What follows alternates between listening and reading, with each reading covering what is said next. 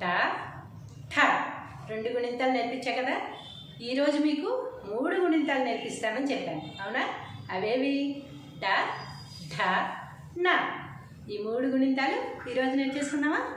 మీరు రెడీనా? మరి నేనైతే రెడీ. ఓకే, ఫస్ట్ ఏ గుణింతం రాద్దాం? డా. డా గుణింతం రాద్దామా?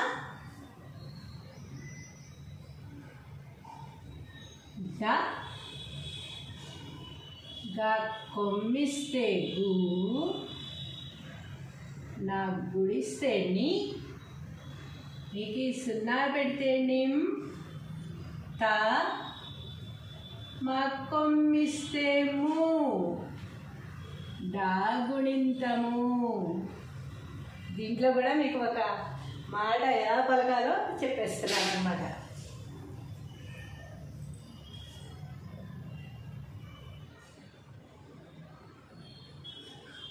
డ, డకు దీర్ఘమిస్తే డా, డాకు గుడిస్తే డి, డాకు గుడి దీర్ఘమిస్తే డి, డాకు కొమ్మిస్తే డు, డాకు కొమ్ము దీర్ఘమిస్తే డు,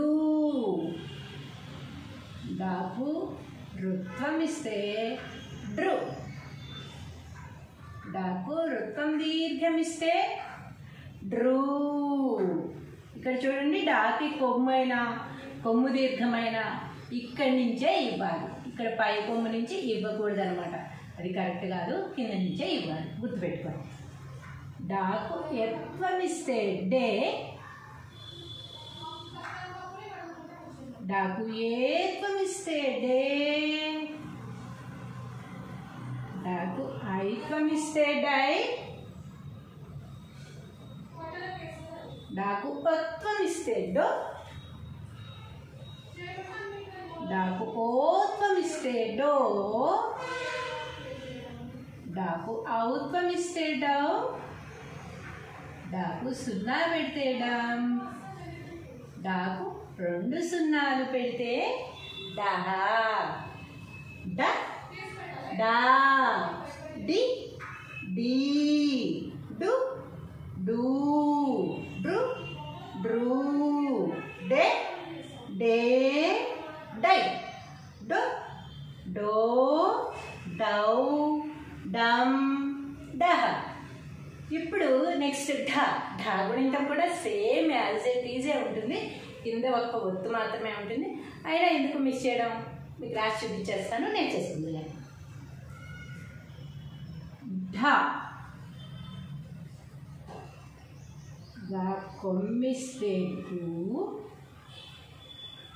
నా గుడిస్తే ని, నీకు 0 పెడితే నిం, త మా కొమ్మిస్తే ము, ఢ గుణింతము. యాజ్ ఇట్ ఈజ్ కదా, మీరే చెప్పండి ఇప్పుడు. ఢ, ఢకు దీర్ఘమిస్తే ఢ, ఢాకి గుడిస్తే ఢి, ఢకు గుడి దీర్ఘమిస్తే ఢీ, ఢాకి కొమ్మిస్తే ఢు, ఢాకి కొమ్ము దీర్ఘమిస్తే ఢూ, ఢాకు రుత్వమిస్తే ఢృ, ఢాకు రుత్వం దీర్ఘమిస్తే ఢృ, ఢాకు ఎత్వమిస్తే ఢే, ఢాకు ఏత్వమిస్తే ఢే, ఢాకి ఐత్వమిస్తే ఢై, ఢాకి ఒత్వమిస్తే ఢో, ఢాకి ఓత్వమిస్తే ఢో, ఢాకి ఔత్వమిస్తే ఢౌ, ఢాకి 0 పెడితే ఢమ్, ఢాకి 2 0 పెడితే ఢహ.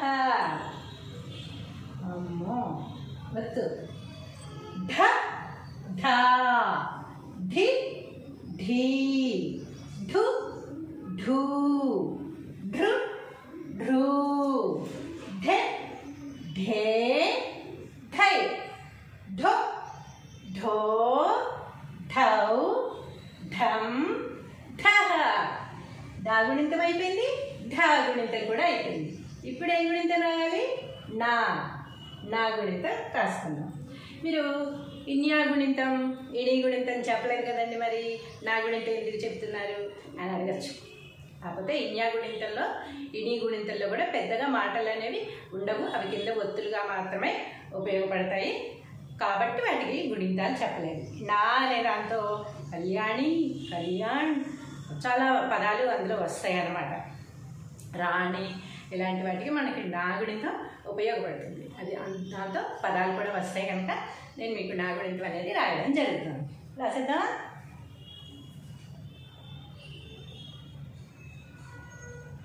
నా గా కొమ్మిస్తే గు. చూసారు, ఇందులోనే ఉంది అసలు గుణింతములోనే నాకు గుడిస్తే నీ అనే అక్షరం వచ్చింది. కాబట్టి నా మనకి చాలా ఉపయోగం అని ఇక్కడే తెలుస్తుంది కదా. కాబట్టి నా గుణింతం చెప్పడం జరుగుతుంది. దీన్ని నా చెప్పాను కదా, నాలుక అంగట్లోకి తీసుకెళ్ళి పలికితే నా అనే అక్షరం వస్తుంది. కానీ నా అని పలకూడదు. నా అవసరమైన చోట ఈ నా అక్షరం పెట్టకూడదు.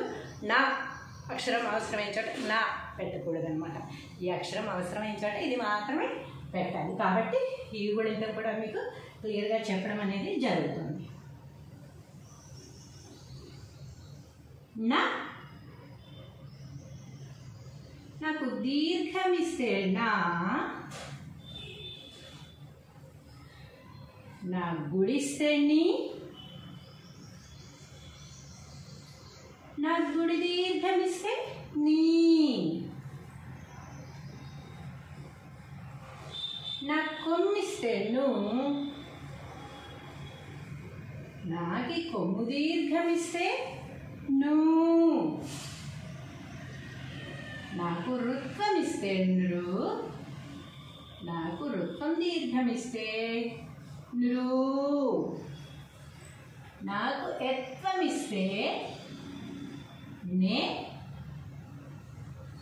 నాకు ఏత్వం ఇస్తే నే, నాకు ఐత్వం ఇస్తే నై, నాకు ఒత్వం ఇస్తే నో, నాకు ఓత్వం ఇస్తే నో, నాకు ఔత్వం ఇస్తే నౌ, నాకు సున్నా పెడితే నాం, నాకు 2 సున్నాలు పెడితే నహ. చూడండి, అణా అణా అనే పదం వచ్చింది అనుకోండి, ఈ నా మాత్రమే ఉపయోగించాలి. చూడండి, నా అణా అని వస్తుంది. నా అనేది నా నా ఉంది చూసారా, ఆ నా అనేది ఉపయోగించకూడదు. అణా అన్నప్పుడు నా అనే రాయాలి. అలాగే కళ్యాణి, కళ్యాణి అని ఉంటే ఈ నీ మాత్రమే ఉపయోగించాలి. నీ కళ్యాణి అని రాయకూడదు. అలా బదులు అలా రాయకూడదు, అలా బదులు నా రాయకూడదు. కళ్యాణి అన్నప్పుడు ఈ నీ మాత్రమే వస్తుంది. అదే గట్టిగా అనాలనుకోండి, కళ్యాణి అనాలనుకోండి, అప్పుడు ఈ నీ వస్తుంది. గట్టిగా పిలిచారు, కళ్యాణి అని గట్టిగా పిలిచారు అని ఒక కథలో రాయాల్సి వచ్చింది అనుకోండి, అప్పుడు ఈ నీ అనేదే ఉపయోగించాలి. అలాగే మిణుగురులు, మిణుగురు పురుగులు తెలుసు కదా, మనకి లైట్స్ వస్తుంటాయి కదా, అలాంటి పురుగులు మిణుగురులు అన్నప్పుడు మినుగురులు అని అన్నా ఉపయోగించకూడదు.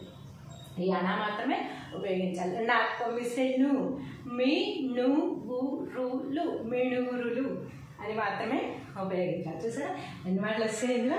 అలాగే ఈ అక్షరాలన్నింటిలో ఉపయోగించాల్సిన చోట ఈ అక్షరాలు మాత్రమే ఉపయోగించాలి. కళ్యాణం, లక్ష్మీ కళ్యాణం అన్నాం అనుకోండి, కళ్యాణ మాత్రమే రావాలి, అణ మాత్రమే రావాలి. కళ్యాణం అన్నప్పుడు నాకి మాత్రమే సున్నా పెట్టాలి, కానీ నా రాసి నాకు సున్నా పెట్టడం అలా చేయకూడదు అన్నమాట. కళ్యాణం అన్న చోట ఇది మాత్రమే ఉపయోగించాలి, అలానే ఉపయోగించాలి అన్నమాట. కళ్యాణం అనాలి.